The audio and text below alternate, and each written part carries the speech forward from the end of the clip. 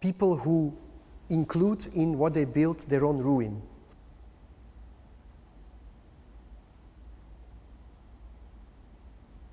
The Gothic, maybe the first time in history where an architecture developed or emerged that worked with its own deconstruction, with its own ruination. A basic example of this is a drawing, painting by Jan van Eyck, the Sint Barbara drawing, who is in the Fine Arts Museum of Antwerp, and which is in fact one of the first what they call non-finito paintings. It's a finished work, but as unfinished. So the unfinished is the finished work. So the finished and the unfinished are, you can say, the same. And so it's about how art always includes, even in its finished form, something unfinished. And I think that's also what Aby Warburg once called the Nachleben of images. It means that there is never an end of an image or of an artwork.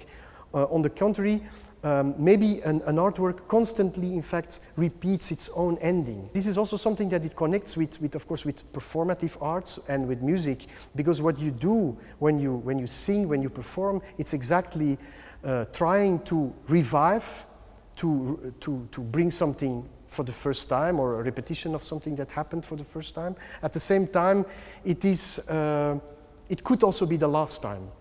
It could also be, and every performance bears in itself already its own, you can say, its own death. That's, by the way, also an idea that comes from Leonardo da Vinci, who, when he tries to, in the Paragone, tries to compare the arts, what he says about music and compared with visual arts is that when music is born, it's already at the same time its own death. And so also here, in the same way, maybe music somehow including its own death, and so in fact bearing all the time a sort of undead state, you can say is maybe a sort of matrix for all the arts.